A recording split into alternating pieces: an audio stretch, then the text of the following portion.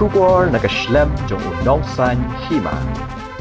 Kementeri Ketenat Kekot Kekia ke Sorkar Jela ke Dr. Maisel Amperin Lingdo Kalaong Makipat ba satang ladaki yo jing sitam ke bak hamjur Bakin sawan ban mi syakijaka ay jing sumar ban wat bat keli syapang ki MHIS ka Hagabede bat ke jing duna jong ki bre ki ba priyaso sya ke MHIS ka bat ke adhar Kementeri Kalaong Bakajat ben reo jongi ka bon bahaya ke jing bom don jinget bat kim don jinget haka adhar bat kumta ka long ka badon kamban penslori kinong sang ke jela bakin penrung kerteng bat penyeso ya ka adhar bat ke MHIS kan kalau ongru na kaliang jong ke sorkar kala jupen ken mau ya ka tenat ke kot ke khia na ka por sya ka por ban pensungut ho pat ba bat ban keren halor ke jing don kam ban penyeso ya ke adhar bat ke MHIS.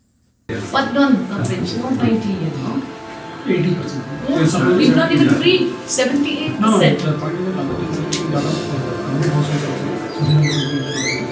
Yes. Tell me. तो हंडा एक जिने एलोंग बा कि बबोन बा किब्रियो किनलिंग नाम बता आधा तो कुनो ने नंग बा किब्रियो किनलिंग नाम बता आधा तो किन्यो ओरिजिनल तो ये ने का scheme Nakatakadaw, kajat penriyo jogi. Kabon maha kini kijing ubam don jinget. Kim don jinget ha ka adhar.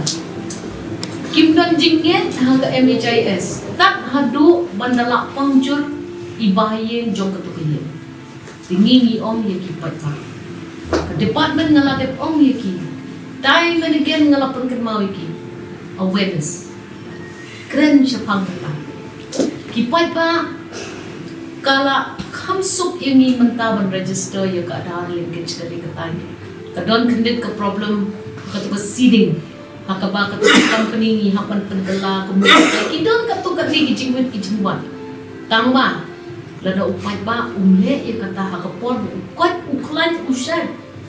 Kan sedot ke problem nda pilapang e. Nini ong le ya kini. Kenapa lada wan kanu kejimpang.